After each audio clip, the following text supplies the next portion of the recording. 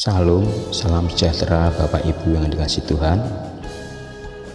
Mari kita membuka Alkitab kita di dalam Matius 11 ayat 28 sampai dengan 30. Marilah kepadaku semua yang berletih lesu dan berbeban berat. Aku akan memberi kelegaan kepadamu. Pikulah kuk yang kupasang dan belajarlah kepadaku, karena aku lemah lembut dan rendah hati, dan jiwamu akan mendapat ketenangan. Sebab kuk yang kupasang itu enak, dan bebanku pun ringan.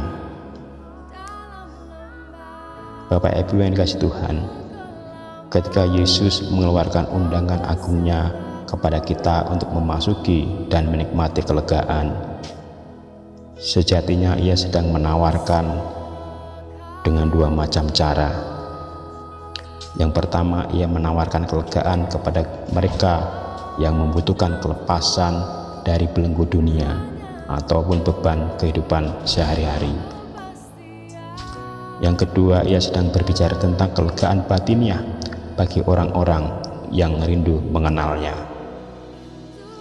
Dua hal inilah yang sedang kita hadapi saat ini pada masa-masa sukar. Banyak di antara kita membutuhkan pertolongan, bebas dari kelepasan dari belenggu-belenggu duniawi maupun beban-beban kehidupan. Banyak juga di antara kita yang membutuhkan pertolongan, kelegaan karena himpitan-himpitan yang menekan batin orang-orang percaya, sehingga milikilah kerinduan bahwa Tuhan sanggup memberikan kelegaan kepada kita sebagaimana sudah difirmankannya dalam kehidupan kita. Iman sejati bersandar pada karakter Allah dan timbul dari hubungan dengan Dia. Sewaktu kita menemukan bahwa Tuhan mutlak benar dan dapat dipercaya, serta memulai memahami kasih dan perhatiannya bagi kita, maka sejatinya kita sedang memupuk lapisan dasar kepercayaan kita untuk berkembang dalam hidup kita, sehingga kita menjadi yakin, dan keyakinan itu melampaui keraguan-raguan bahwa Tuhan layak menerima kepercayaan kita. Bahkan ketika kita tidak mengerti jalan-jalannya, kita tetap harus menaruh percaya dalam karakter ilahinya. Bapak Ibu yang dikasihi Tuhan, Yesus mengajarkan tentang memasuki kelegaan iman, di mana kita tidak lagi harus merasa cemas terhadap masalah-masalah kehidupan. Di dalam Matius 6 ayat 25 sampai 34 dikatakan, "Karena itu aku berkata kepadamu, janganlah khawatir akan hidupmu, akan apa yang hendak kamu makan atau minum, dan janganlah khawatir pula akan tubuhmu, akan apa yang hendak kamu pakai. Bukankah hidup lebih penting daripada makanan, dan tubuh itu lebih penting daripada pakaian?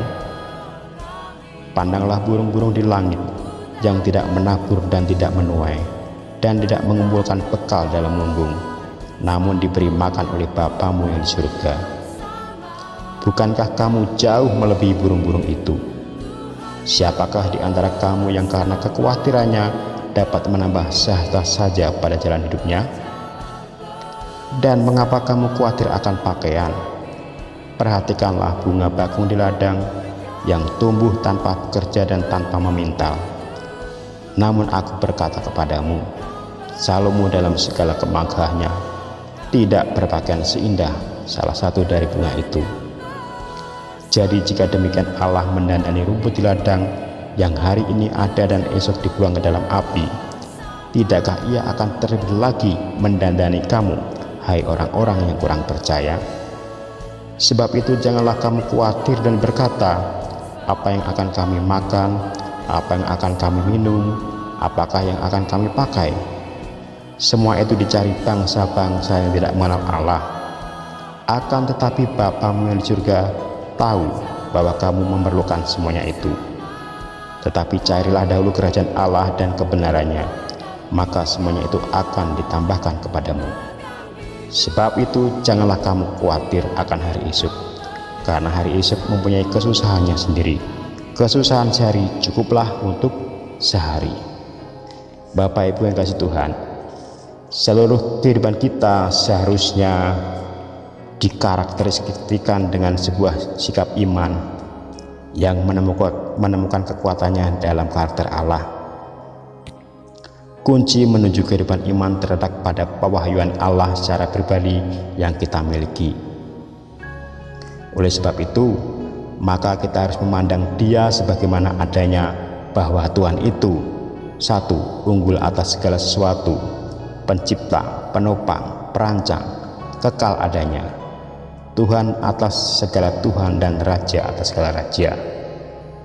Yang kedua, Tuhan memiliki kita, jadi milikilah pendirian yang pasti bahwa kita dipanggil dan kita istimewa bagi Dia.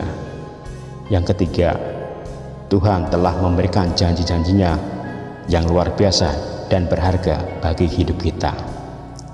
Inilah yang harus kita pandang sebagaimana adanya, bahwa Tuhan sangat luar biasa, bahwa Tuhan unggul atas segala sesuatu, bahwa Dia memilih kita, bahwa Tuhan memberikan janji-janjinya kepada kita, dan Tuhan memiliki kuasa untuk menggenapi apa yang sudah Ia janjikan. Hidup kita ada dalam tangannya untuk menyelesaikan apa yang telah dimulainya dalam diri kita. Iman adalah kunci yang dibutuhkan untuk memasuki ketentraman yang dari Tuhan. Kita mempunyai janji ketentraman, dan melalui janji inilah iman bisa disediakan dan ketentraman diperoleh.